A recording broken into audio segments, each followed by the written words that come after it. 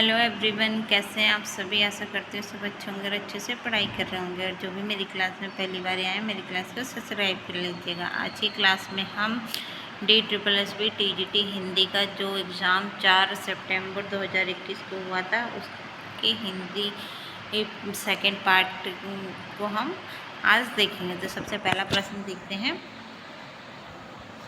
आगे की शरणगाथा कहानी में किसका वर्णन है। तो इसका राइट आंसर सही है, सांप्रदायिकता विरोधी कहानी का। अगला क्वेश्चन है, निम्नलिखित में से कौन सा कथन प्रेमचंद जी के विषय में सही नहीं है। तो इसका राइट आंसर सही है, उन्होंने संस्कृतनिष्ठ भाषा का प्रयोग किया। अगला है, समुद्र संतरण कहानी के रचयिता हैं। तो इसका राइट आंसर सही है, जयशंकर प्रसाद। अगला है, 1921 में असहयोग आंदोलन के दौरान सरकारी नौकरी से त्याग पत्र देने के बाद कौन से रचनाकार साहित्य सृजन में लग गए। तो इसका राइट आंसर सही है, प्रेमचंद। अगला है, मृगावती किसकी रचना है। तो इसका राइट आंसर सही है, कुतुबन। अगला है, निम्नलिखित नाटककारों में से आषाढ़ का एक दिन नाटक लिखा। तो इसका राइट आंसर सही है, मोहन राकेश। अगला है, सोया हुआ जल उपन्यास की विषय वस्तु निम्नलिखित में से किसके साथ संबंधित नहीं है। तो इसका राइट आंसर सही है, एक सराय में ठहरे हुए यात्रियों की एक रात की कहानी। अगला है, 30 दिन मालवीय जी के साथ पुस्तक के लेखक के रचयिता हैं। तो इसका राइट आंसर सही है, रामनरेश त्रिपाठी। अगला है, श्री शंभू की चिट्ठी के निबंधकार हैं। तो इसका राइट आंसर सही है, बालमुकुंद गुप्त। अगला है, निम्नलिखित में से कौन सा उपन्यास धर्मवीर भारती जी का नहीं है। तो इसका राइट आंसर है, चारुचंद्र लेख। अगला है, जीवन काल की दृष्टि से निम्नलिखित नाटककारों का सही क्रम बताइए। तो इसका राइट आंसर सही है, डी, भुवनेश्वर, मोहन राकेश, सुरेंद्र वर्मा और मीराकांत। अगला है, सूर्यकांत त्रिपाठी निराला जी उपन्यासों का प्रकाशन की दृष्टि से सही कालक्रम पहचानिए। तो इसका राइट आंसर सही, अप्सरा, अलका, कुल्ली भाट, चोटी की पकड़। अगला है, यहाँ रहना मना है नाटक संग्रह किस रचनाकार का है। तो इसका राइट आंसर सही है, ममता कालिया। अगला है, मलिक मोहम्मद जायसनी ने आखिरी कलाम में किस भाषा की प्रशंसा की। तो इसका राइट आंसर सही है, बाबर। अगला है, निम्नलिखित में से कौन सा कविता संग्रह अजीत जी का नहीं है। तो इसका राइट आंसर सही है, कालजयी। अगला है, शिवपालगंज किस उपन्यास से संबंधित है। तो इसका राइट आंसर सही है, राग दरबारी। अगला है, किस रचनाकार की कहानी माया दर्पण पर फिल्म बनी जिसे 1973 ईस्वी का सर्वश्रेष्ठ हिंदी पुरस्कार प्राप्त हुआ। तो इसका राइट आंसर सही है, निर्मल वर्मा। अगला है, दहेज प्रथा मेल विवाह के दुष्परिणाम का चित्रण प्रेमचंद जी ने किस उपन्यास में किया है। तो इसका राइट आंसर सही है, निर्मला। अगला है, चंदन सुधा और पम्मी धर्मवीर भारती जी के उपन्यास के पात्र हैं। तो इसका राइट आंसर सही, गुनाहों का देवता। अगले हैं, किस रचनाकार ने अपना प्रथम आलोचनात्मक लेख निराले जी की कविता लिखा जो चर्चित पत्रिका चांद में प्रकाशित हुई। तो इसका राइट आंसर सही है, डॉक्टर रामविलास शर्मा। अगले हैं, गीत फरोश किसकी रचना है। तो इसका राइट आंसर सही है, भवानी प्रसाद मिश्र। अगले हैं, पुष्टि मार्ग के प्रवर्तक कौन है। तो इसका राइट आंसर सही है, वल्लभाचार्य। अगले हैं, निम्नलिखित में से कौन सा विकल्प आचार्य महावीर प्रसाद द्विवेदी के संबंध में सही नहीं है। तो इसका राइट आंसर सही है, खड़ी बोली का बहिष्कार किया। अगला है, तन चित उर मन राजा की ना ही सिंगल बुद्धि पदही जीना पंक्तियाँ किस ग्रंथ की हैं। तो इसका राइट आंसर सही है, पद्मावत। अगले हैं, निम्नलिखित में से कौन सा निर्गुण भक्ति धारा का कवि नहीं था। तो इसका राइट आंसर सही है, मीरा। अगला है, निम्न में से मैथिली शरण गुप्त का कृष्ण काव्य कौन सा है। तो इसका राइट आंसर सही है, द्वापर। अगले हैं, दिवस का अवसान समीप है गगन था कुछ लोहित हो चला, यह प्रकृति चित्रण किस काव्य महाकाव्य से है। तो इसका राइट आंसर सही है, प्रिय प्रवास। अगला है, किस रचनाकार के बचपन का नाम राम बोला था। तो इसका राइट आंसर सही है, तुलसीदास। अगला है, निम्न में से कौन सी एक रचना ब्रज भाषा में है। तो इसका राइट आंसर सही है, रस कलश। अगला है, निम्नलिखित में से कौन कृष्ण भक्ति शाखा का कवि नहीं था। तो इसका राइट आंसर सही है, कबीरदास।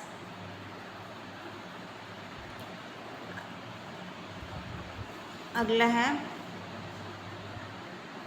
अति सुधो स्नेह का मार्ग है किस कवि की पंक्तियां है। तो इसका राइट आंसर सही है, खनानंद। अगला है, रात के उर में दिवस की चाह का सर है पंक्ति किस रचनाकार की है। तो इसका राइट आंसर सही है, महादेवी। भाषा का पहला रूप लिखकर दूसरा बोलकर तीसरा रूप है। तो इसका राइट आंसर सही है, सांकेतिक भाषा। अगला क्वेश्चन है, निम्नलिखित में से कौन सी रचना मृत्युबंधु द्वारा रचित नहीं है। तो इसका राइट आंसर सही है, पृथ्वी कल्प। अगला है, भारत में बोलने वालों के आधार पर भारतीय परिवार का प्रतिशत क्या है। तो इसका राइट आंसर सही है, 73%। अगला है, कौन निम्न में से कौन सी नरोत्तम दास की विख्यात कृति है? तो इसका राइट आंसर सही है सुदामा चरित। अगला क्वेश्चन है ज्योतिष ग्रंथ खेट के उत्तिकम का रचयिता कौन है? तो इसका राइट आंसर सही है रहीम। अगला है पानी की धारा है जो कठिनाई से नीचे सरलता की ओर जाती है। तो इसका राइट आंसर सही है भाषा। भाषा पानी की धारा है जो कठिनाई से सरलता की ओर जाती है। अगला क्वेश्चन देखेंगे महावाणी की संप्रदाय की रचना है। तो इसका राइट आंसर सही है निम्बार। अगला क्वेश्चन है बालकृष्ण शर्मा नवीन के संदर्भ में कौन सा कथन सही नहीं है? तो राइट आंसर सही वे छायावाद के प्रतिनिधि कवि थे। अगला है निम्नलिखित विकल्पों में से उस विकल्प का चयन कीजिए जो दिए गए शब्दों का विलोम शब्द है। तो क्षणिक का विलोम होता है शाश्वत। अगला है शैली से देवनागरी बांग्ला गुरुमुखी आदि लिपियों का विकास हुआ। तो इसका राइट आंसर सही है उत्तरी। अगला है मूल भाषा का यह भेद डैश पर आधारित है। इसका राइट आंसर सही है इतिहास। अगला है मुल्ला दाऊद 1370 ईस्वी में अवधी भाषा की पहली कृति कौन सी है? तो इसका राइट आंसर सही है चंदायन। इसे लोर कहा भी कहा जाता है। अगला क्वेश्चन है निम्नलिखित में से उस विकल्प का चयन करें जो उपसर्ग से बने शब्द का सही विकल्प है। तो इसका राइट आंसर है श्रवणीय। अगला है नीचे दिए गए शब्दों का सही संधि वाला विकल्प चुनिए। लोक प्लस उपचार। तो इसका राइट आंसर सही है लोकोपचार। अगला है भारत की राष्ट्रीय भाषा और राजभाषा है। तो इसका राइट आंसर सही है हिंदी। अगला है नीचे दिए गए शब्द का सही संधि विच्छेद वाला विकल्प चुनिए। तो हरीश हरि का प्लस एस। अगला है किसी भी भाषा को लिखने का ढंग कहलाता है। तो इसका राइट आंसर सही है लिपि। अगला है शैली से तमिल तेलुगु मलयालम और कन्नड़ लिपियों का विकास हुआ है। तो इसका राइट आंसर सही है दक्षिणी। अगला है निम्नलिखित विकल्पों में से उस विकल्प का चयन कीजिए जो दिए गए समस्त पद के सही बहुब्रीहि समास का विकल्प है। मुरलीधर। तो इसका राइट आंसर है मुरली को धारण करने वाला। अगला क्वेश्चन है यह लिपि अक्षरात्मक लिपि है जबकि रोमन लिपि वर्णात्मक लिपि है। तो इसका राइट आंसर सही है देवनागरी। अगला है निम्न विकल्पों में से उस विकल्प का चयन कीजिए जो दिए गए शब्द का पर्यायवाची शब्द नहीं है। सिंह सिंह का पर्यायवाची नहीं है उरग। उरग का मतलब होता है घोड़ा। हिंदी या हिंदी लोगों के लिए उतनी ही विदेशी है जितनी हिंदी समर्थकों के लिए अंग्रेजी। यह किसने कहा है? तो इसका राइट आंसर सही है सी गोपालाचार्य 1958। अगला है पंजाबी भाषा की लिपि क्या है? तो इसका राइट आंसर सही है गुरुमुखी। अगला है भाषा डैश पर आधारित है। तो राइट आंसर सही है वाक्य पर आधारित है। अगला है वर्तमान में संविधान के आश्रम अनुसूची में कितनी भाषाएं सम्मिलित हैं? तो इसका राइट आंसर सही है 22। अगला है निम्न विकल्पों में से उस विकल्प का चयन कीजिए जो दिए गए शब्द युग्म के सही अर्थ वाला विकल्प है। तो इसका राइट आंसर सही कटक मतलब होता है सेना और कटुक मतलब होता है कड़वा। तो इसका राइट आंसर सी सही है। अगला है भारतीय आर्य भाषा को कितने कालों में विभक्त किया गया है? तो इसका राइट आंसर सही है 3। अगला है निम्न विकल्पों में से उस विकल्प का चयन कीजिए जो दिए गए शब्द का एक आरती शब्द है। तो इसकी राइट आंसर सही है अवस्था। अगला है बुरे दिन आना किस मुहावरे का अर्थ प्रतीत होता है? तो इसका राइट आंसर सही है तालू में दांत जमना। अगला है कबहुक हो यही रहनी रहोगे श्री रघुनाथ कृपाल कृपा ते संत स्वभाव गहोगे। पंक्ति में कौन सा रस है? तो इसका राइट आंसर है शांत रस। अगला है जहाँ ना वाचार्थ काम करे और ना लक्षणार्थ अर्थात जहाँ शब्द का ना तो लोक प्रसिद्धि अर्थ काम करे और ना ही तत्व संबंधी विशेष अर्थ वहाँ कौन सी शब्द शक्ति होगी? तो इसका राइट आंसर सही है व्यंजना शब्द शक्ति। अगला है नीचे दिए गए वाक्य के सही वाक्य भेद को पहचाने। यह निश्चित नहीं है कि वह कब आएगा। तो इसका राइट आंसर सही है मिश्र वाक्य। अगला है नीचे दिए विकल्पों में से उस विकल्प का चयन कीजिए जो दिए गए वाक्य के अनुसार विशेषण के भेद का सही विकल्प हो। मुझे खाना बनाने के लिए थोड़ा सा सामान चाहिए। तो इसका राइट आंसर सही है परिमाणवाचक विशेषण।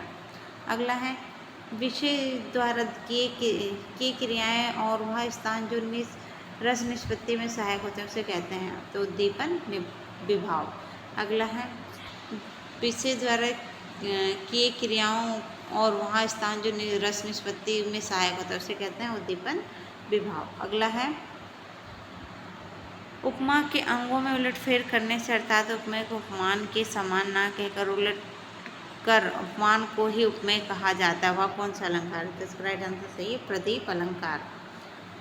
निम्न विकल्पों में से उस विकल्प का चयन करें जो अधि उपसर्ग से बना सही शब्द है। तो इसका राइट आंसर सही है अध्यक्ष। अगला है निम्नलिखित विकल्पों में से विधानवाचक वाक्य का सही विकल्प चुनिए। तो इसका राइट आंसर सही जापान एक देश है। अगला है निम्नलिखित विकल्पों में से उस विकल्प का चयन कीजिए जो भाववाचक संज्ञा का सही विकल्प है। तो इसका राइट आंसर सही है छुप। अगला है सागर सा गंभीर हृदय हो, गिरी सा ऊंचा हो जिसका मन। इस पंक्ति में कौन सा अलंकार है? तो राइट आंसर है उपमा अलंकार। इसमें सा सी से आता है तो ये उपमा अलंकार कहलाता है। निम्न विकल्पों में से उस विकल्प का चयन कीजिए जो मध्यम पुरुषवाचक सर्वनाम का सही विकल्प है। तो इसका राइट आंसर सही है आप। अगला है निम्न विकल्पों में से उस विकल्प का चयन कीजिए जो दिए गए वाक्य के अनुसार वाक्य के भेद का सही विकल्प है। संदीप मुझसे कहता है कि मेरे घर आओ। तो इसका राइट आंसर सही है मिश्र वाक्य। अगला है निम्न विकल्पों में से उस विकल्प का चयन कीजिए जो द्रव्यवाचक संज्ञा का सही विकल्प है। तो इसका राइट आंसर सही है दाल। अगला है तंबूरा ते मंच पर बैठे प्रेम प्रलाप, साज मिले 15 मिनट, घंटा भर आलाप। घंटा भर आलाप, राग ने मारा गोता, धीरे धीरे खिसक चुके थे सारे श्रोता। पंक्ति में कौन सा रहता है? तो इसका राइट आंसर है हास्य रस। अगला है निम्न विकल्पों में से उस विकल्प का चयन कीजिए जो दिए गए वाक्य के अनुसार वाक्य के भेद का सही विकल्प हो। उसमें अच्छाई थी इसलिए उसका सब जगह आदर सत्कार होता है। इसका राइट आंसर है संयुक्त। अगला निम्न विकल्पों में से उस विकल्प का चयन करें जो प्रत्यय से बने शब्द का सही विकल्प नहीं है। तो इसका राइट आंसर सही है समग्र। अगला है उदित उदयगिरी मंच पर, रघुवर बाल पतंग, बिकसे संत सरोज सब, हर्षे लोचन रंग। इस पंक्ति में कौन सा अलंकार है? तो इसका राइट आंसर है रूपक अलंकार। श्रवणीय शब्द में कौन सा प्रत्यय है? तो इसका राइट आंसर अनीय प्रत्यय है। अगला है काम उमेटना मुहावरे का अर्थ है। तो इसका राइट आंसर सही है दंड देना। अगला कॉम्प्रहेंशन है, आप इसको पढ़ लीजिएगा, हम डायरेक्ट क्वेश्चन करेंगे।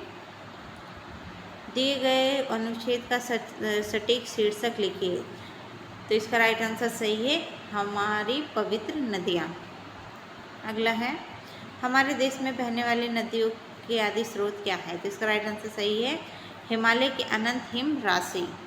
अगला है अनुच्छेद के आधार पर नदियों की अंतर्वेदी से क्या आशय है कि दो नदियों के मध्य की भूमि। इसका राइट आंसर ए सही है। अगला है दिए गए विकल्पों में से कौन सा अस्तित्व का समानार्थी शब्द नहीं है? तो अस्तित्व का समानार्थी शब्द नहीं है, इसका राइट आंसर सी है संबंध। अगला है दिए गए विकल्पों में से कौन सा अस्तित्व का समानार्थी शब्द नहीं है? तो इसका राइट आंसर सही है सी संबंध। अगला है गंगा और यमुना नदियाँ किसकी साक्षी रही हैं? तो इसका राइट आंसर भारत के ऐतिहासिक चैतन्य की। अगला है ये भी कॉम्प्रहेंशन है पद्यांश है, आप इसको पढ़ लीजिएगा, हम डायरेक्ट क्वेश्चन करेंगे। दिए गए विकल्पों में से कौन सा व्योम का समानार्थी शब्द नहीं है? तो इसका राइट आंसर सही है अवसाद। अगला है अनुच्छेद के अनुसार शहीदों के बलिदान से हमें क्या प्राप्त होता है? तो राइट आंसर है आज़ादी। अगला है काव्य का उचित शीर्षक है। तो शहीदों का बलिदान, इसमें शहीदों की बात की जा रही है तो इसलिए शहीदों का बलिदान। अनुच्छेद के आधार पर विश्व बलि शासन किसे कहा जाता है? तो इसका राइट आंसर सही ब्रिटिश शासक को। अगला है कभी किनकी मज़ारों पर दीपक जलाने का आह्वान कर रहा है? तो इसका राइट आंसर सही है शहीदों की। अगर आपको मेरी क्लास अच्छी लगी हो तो मेरे चैनल को like and share and subscribe करें। Thank you.